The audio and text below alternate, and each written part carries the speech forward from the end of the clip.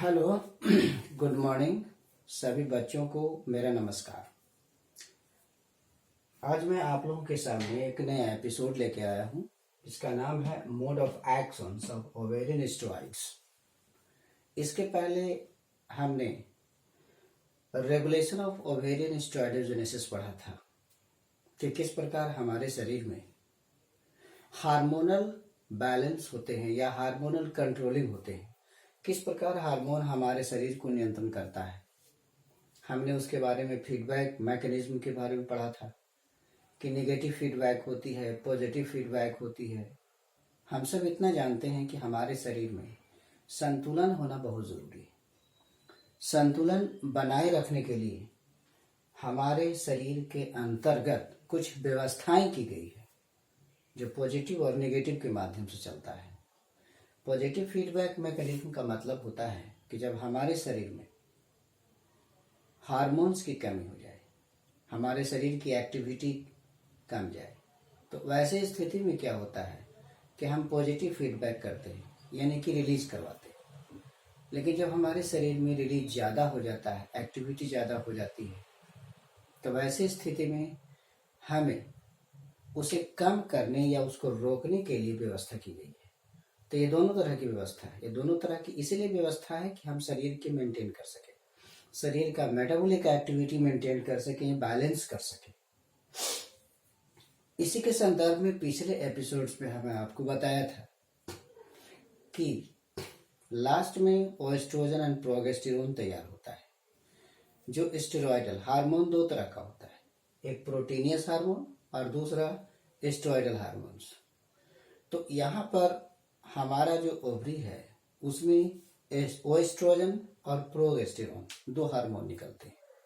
अब ये दोनों हार्मोन स्टेरॉयडल है, तो स्टेरॉयडल हार्मोन का एक्शन क्या होता है इस एपिसोड में हम पढ़ेंगे कि किस प्रकार सेल के अंदर डीएनए में वो एक्शन करता है, न्यूक्लियस के अंदर जाता है, कैसे जाता है और किस प्रकार एक्शन करता है। इस एपिसोड में हम यही अध्ययन करेंगे। The mode of ovarian स्टेरॉइडोजेनेसिस।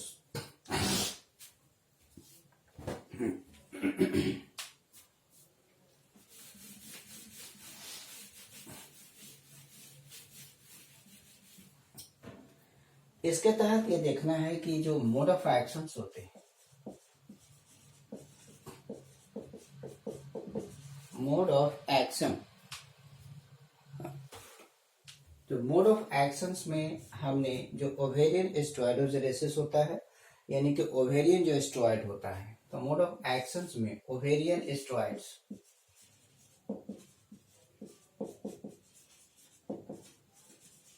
ये दो होते हैं।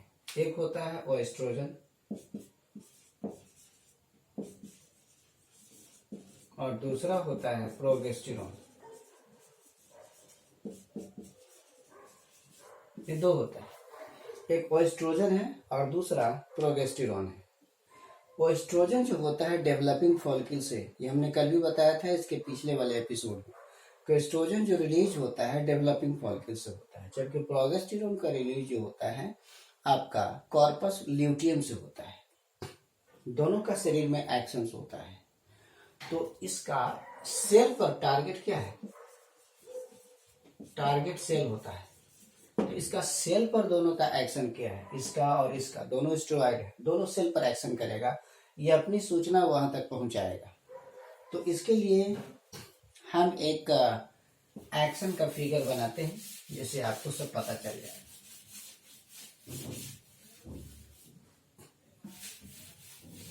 इसमें देखिएगा आपका है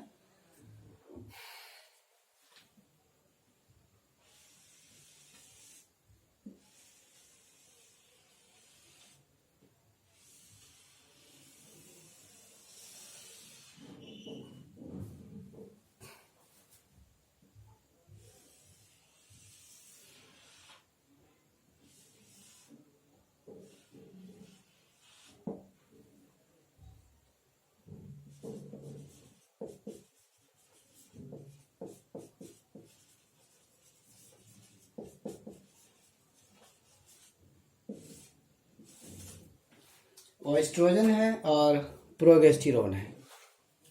ये ओएस्ट्रोजन और प्रोजेस्टेरोन दोनों स्टेरॉयड हार्मोन्स होते हैं, ये दोनों इंटर कर जाते हैं।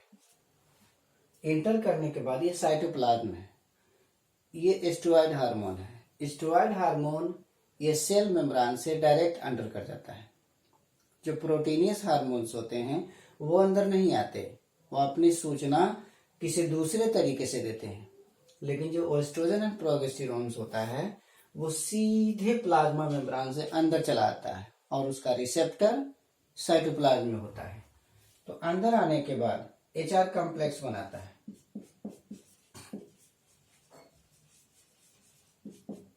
एचआर कॉम्प्लेक्स बनाता है। एच का मतलब हुआ हार्मोन। ये देखिए हार्मोन इंटर किया, इसको एच कहेंगे। ये दोनों हार्मोन है। और आर से कहते हैं रिसेप्टर। तो रिसेप्टर साइटोप्लाज्म में उपस्थित होता है। रिसेप्टर कहाँ होता है? Receptor is present in cytoplasm. Receptor cytoplasm में उपस्थित होता है। अब ये जो रिसेप्टर्स होते हैं एचआर कॉम्प्लेक्स बनाते हैं, दोनों मिल जाते हैं तो क्या बनाते हैं? HR complex. बहुत ही अच्छा है। अब एचआर कॉम्प्लेक्स जो होता है आपको सीधे न्यूक्लियस की तरफ जाता है। देखिए सीधे अब न्यूक्लियस की तरफ जाएगा। ये जो है सीधे न्यूक्लियस की तरफ जाएगा और न्यूक्लियस की तरफ जाकर के न्यूक्लियस के अंदर प्रवेश करता है और डीएनए को प्रभावित करता है। जब डीएनए को प्रभावित करता है तो डीएनए से एमआरएनए निकलता है। क्या निकलता है? एमआरएनए निकलता है। इसे हम क्या करेंगे? एमआरएनए कहेंगे। एमआरएनए एमआरएनए निकलता है।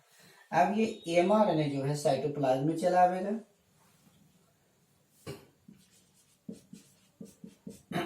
और यहाँ पर प्रोटीन बनता है। क्या बनता है? प्रोटीन तैयार होता है। अब ये प्रोटीन जो होता है स्पेसिफिक फंक्शन करेगा। स्पेसिफिक फंक्शन, इसे को आपको समझना है। These are the specific functions. ये देखिएगा आपका ओएस्ट्रोजन एंड प्रोजेस्टेरोन कहाँ बना था कि उसके केसेस में हमने देखे थे कि ओवरी में इसका निर्माण होता है। ये दोनों हार्मोन का निर्माण ओवरी में होता है। तो ये निर्माण होने के बाद आखिर कोई तो टारगेट सेल होगा तो जिस पर एक्शन करेगा। तो ये टारगेट सेल में जाने के लिए वो कौन तरीका अपनाएगा? अपनी सूचना डीएनए को, उसका लास्ट डेस्टिनेशन क्या है? डीएनए। तो वो अंदर इंटर करेगा तब ना। तो ओएस्ट्रोजन एंड प्रोजेस्टेरोन जो कि स्टेरॉयड है और आपका सेल मेम्ब्रेन मैक्सिमम फॉस्फोलिपिड्स का बना होता है, उसमें ज्यादातर लिपिड्स होते हैं और ये भी लिपिड्स होता है। आपको पता होना चाहिए कि इसका निर्माण जो होता है कोलेस्ट्रॉल से होता है। यस, इसका निर्माण कोलेस्ट्रॉल से होता है और कोलेस्ट्रॉल फैटी इन नेचर होते हैं। तो ये अंदर चला आता है। सवाल उठता है कि भाई अंदर आ कैसे जाता है, कोई रोकता क्यों नहीं है? तो ये और इसका नेचर दोनों समान है। ये ओएस्ट्रोजन और ये जो दीवार है इसमें भी फॉस्फोलिपिड्स का बना होता है। लिपिड की मात्रा ज्यादा होती है इसलिए आसानी से अंदर प्रवेश कर जाता है। जब अंदर चला आता है ये हार्मोन, ओएस्ट्रोजन हार्मोन को कहते हैं hormone is equal to oestrogen and progesterone. जब अंदर चला आता है तो साइटोप्लाज्म में रिसेप्टर होता है। यहाँ रिसेप्टर का मतलब क्या हुआ? क्योंकि हार्मोन को डीएनए के पास जाना है तो हार्मोन को डीएनए के पास कौन लेके जाएगा? तो रिसेप्टर है। हार्मोन नहीं जानता है, एक गाइडर की जरूरत होती है। इसीलिए हार्मोन क्या करता है? इसके साथ मिलके इसको ढोते हुए डीएनए के पास लाता है। न्यूक्लियस से क्रॉस करेगा, डीएनए के पास आएगा और डीएनए को एक्टिवेट करेगा। तो डीएनए क्या करता है कि वो एमआरएनए तैयार करता है इसकी सूचना के आधार पर। एमआरएनए तैयार होने के बाद उसका ट्रांसक्रिप्शन हुआ, फिर ट्रांसलेशन होगा, तब प्रोटीन तैयार होगा। तो ये जो प्रोटीन तैयार हो रहा है इसके इंफॉर्मेशन के आधार पर तैयार हो रहा है। इसके इंफॉर्मेशन को यहाँ भेजा गया और यहाँ भेजने के बाद एमआरएनए बना, फिर प्रोटीन तैयार हुआ। अब ये प्रोटीन खास काम करेगा। It does a specific work. तो ये है आपका mode of actions of steroid hormone का। ये बहुत ही आसान, कुछ किसी प्रकार का कोई डिफिकल्ट चीज इसमें नहीं है कि इसमें आपको प्रॉब्लम होगी। इसमें कोई भी सवाल नहीं है, बस इतना ही याद रखना है कि वो एस्ट्रोजन एंड प्रोजेस्टेरोन कैसे काम करता है अपने टारगेट, ये इसको हम लिख देते हैं टारगेट सेल, टारगेट सेल। तो इससे जहां तक सवाल उठता है, तो इससे सवाल उठने का एक कारण ये है कि एस्ट्रोजन एंड प्रोजेस्टेरोन अपना इंफॉर्मेशन डीएनए को कैसे देता है। तो आराम से आप बता दीजिएगा। अब ये भी बता सकते हैं कि वह एस्ट्रोजन और प्रोजेस्टेरोन अंदर कैसे घुस जाता है सेल के अंदर। तो सेल के अंदर इसलिए घुस जाता है कि करीब 75% फॉस्फोलिपिड्स का बना होता है, और ये भी कोलेस्ट्रॉल ही है, ये भी लिपिड ही है। इसलिए दोनों चूंकि एक कलर होने के कारण ये आसानी से अंदर प्रवेश कर जाता है। लेकिन अब दूसरी समस्या उठता है कि इसको रिसेप्टर की क्यों जरूरत है। रिसेप्टर की इसलिए जरूरत होती है कि हार्मोन साइटोप्लाज्म में तो आ गया, लेकिन वो न्यूक्लियस यानी कि डीएनए तक नहीं जा पाएगा। उसको वहां तक ले जाने के लिए कोई गाइडर की जरूरत होती है, इसीलिए रिसेप्टर होता है। रिसेप्टर इसको टेकअप कर लेगा और उसको यहां तक पहुंचा देगा। रिसेप्टर का काम है कि हार्मोन को आपको न्यूक्लियस तक पहुंचा देना, जहां उसको जाना है, के अंदर डीएनए तक, न्यूक्लियस से अंदर होता हुआ। अब यह हार्मोन क्या करेगा, अपना मैसेज। हार्मोन क्या होता है, एक मैसेज है। हार्मोन प्रोटीन के रूप में एक सूचना होता है, और वो सूचना यहाँ ला के देती है। तो सूचना के आधार पर ये ट्रांसक्रिप्शन होगा, फिर उसका ट्रांसलेशन होगा, तब प्रोटीन तैयार होगा। प्रोटीन तैयार होने के बाद ये खास तरह का एक्शन करेगा। इसी तरह से ये दोनों हार्मोन एक्शन शरीर पर करते हैं। तो इस तरह से रिसेप्टर साइटोप्लाज्म में होता है।